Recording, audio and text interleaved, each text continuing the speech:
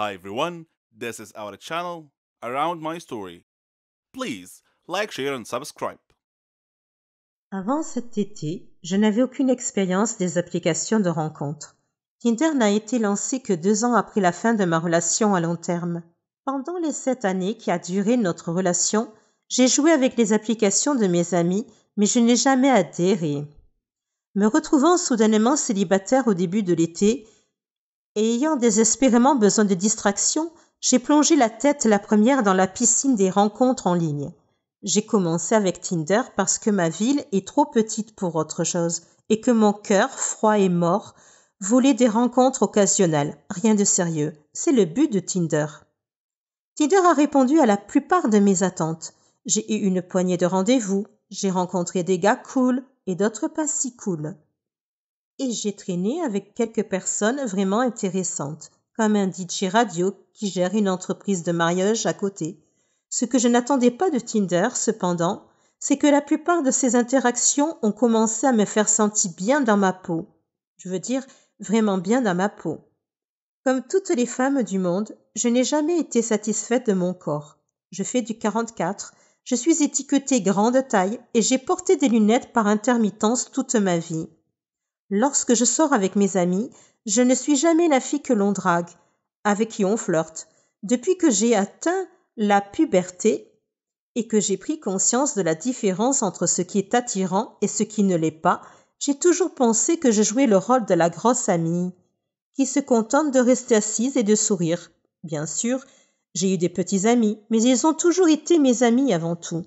Alors quand ils me disaient « tu es magnifique », ce que j'entendais c'était « je t'ai trouvé magnifique seulement après avoir appris à te connaître ». Je n'ai pas tout de suite pensé que tu étais jolie.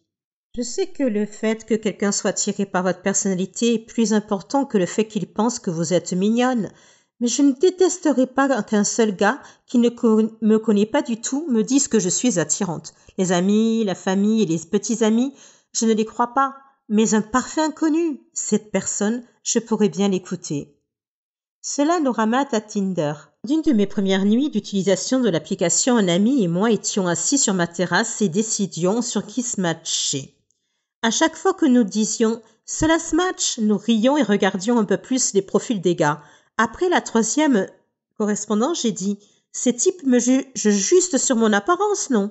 Mon ami a hoché la tête. « Donc ils ne font que se matcher parce qu'ils me trouvent mignonne ? Ou est-ce qu'ils swappent toutes les filles ?» Nous en avons conclu qu'il était évident que certains des gars swipaient sur chaque fille, mais que les chances que chaque gars fasse ça étaient minces. On a glissé un peu plus. Quand j'ai commencé à correspondre avec des gars qui étaient classiquement beaux, eh bien, je ne vais pas mentir, c'était vraiment bien. Un mec sexy me trouve vraiment attirante ? Quoi ? Non. Comment c'est possible ?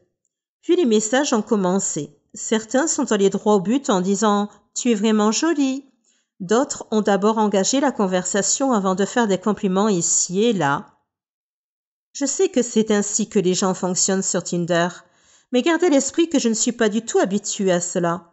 Ce n'est que lorsque j'ai commencé à rencontrer ces gars que je me suis demandé « est-ce que Tinder peut booster l'estime de soi ?»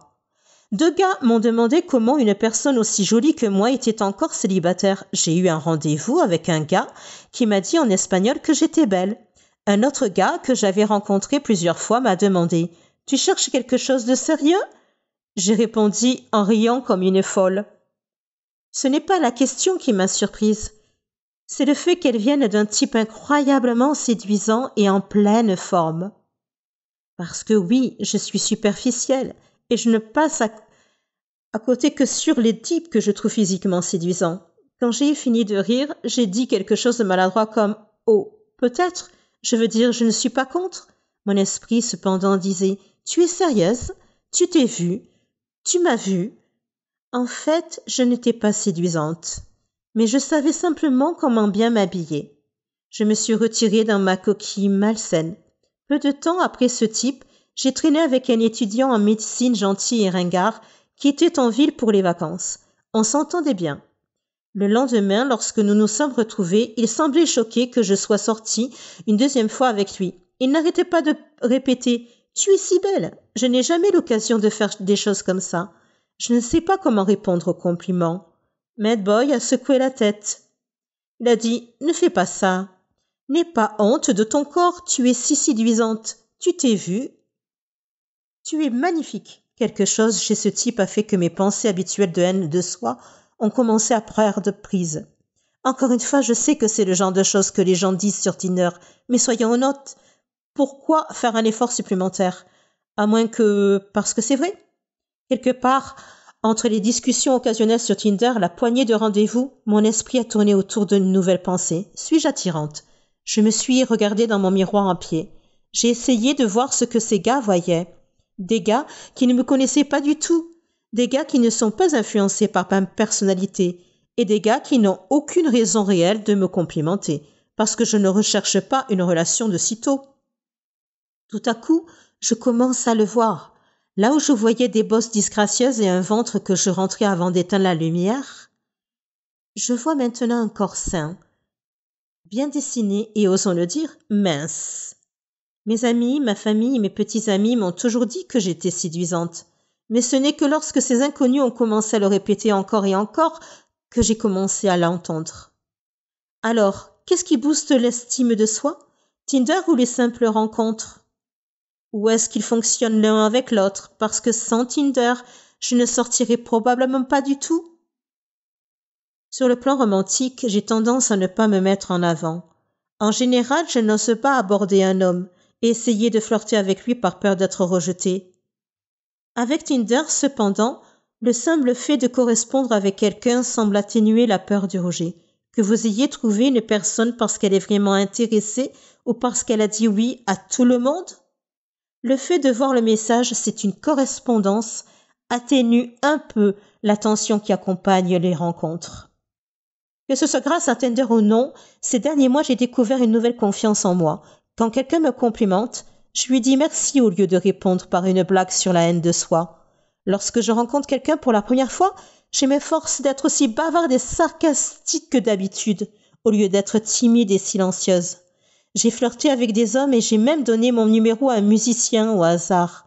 Pour une fois dans ma vie, j'ai l'impression d'être quelqu'un qui vaut la peine d'être fréquenté, plutôt que de craindre que ma moitié soit trop bien pour moi. Est-ce que Tinder m'a donné cette confiance en moi? Ou est-ce que je deviens simplement plus vieille ou sage? Je n'en suis pas sûre, mais ce que je sais, c'est que je ne vais pas arrêter les rencontres en ligne de sitôt. À l'âge de 15 ans, je m'occupais de ma mère malade, de mon père alcoolique et de mon jeune frère. Je travaillais dans une pizzeria pour que ma famille ait de quoi manger. Ma mère souffrait d'une maladie mentale. Ses hallucinations étaient effrayantes. Parfois, elle détruisait des choses dans la maison. Mon père se rendait physiquement malade en buvant trop. Il était souvent en retard au travail et sa vue se détériorait. Je devais m'occuper de mon frère de 6 ans. Je restais éveillée la nuit et lorsque je m'endormais enfin, je faisais des cauchemars dans lesquels je voyais mon père mourir ou mon frère être emmené. Pour faire face au stress, j'ai commencé à faire des choses comme mon père à l'automne de ma première année de lycée. Cela a détendu tous les muscles de mon corps. J'ai bien accueilli l'engourdissement, mais mon père n'en a pas fait une bonne image. J'ai donc arrêté et essayé une autre drogue à la place. Un jour, au printemps de ma première année, mon ami m'a offert une pilule. J'ai hésité, puis j'ai accepté. 20 minutes plus tard, je me sentais heureuse et légère, comme si mon corps était un nuage. Tout le stress et les soucis concernant ma famille ont disparu pendant des heures. Après cette seule pilule, j'en voulais plus. Mon ami connaissait un dealer, alors je lui donnais l'argent et il m'en donnait plus. Ces pilules n'étaient pas bon marché et mon salaire de la pizzeria n'était pas suffisant. J'ai demandé à mon ami « Tu connais quelqu'un qui pourrait me trouver un meilleur emploi ou autre chose ?» Il m'a répondu « Pas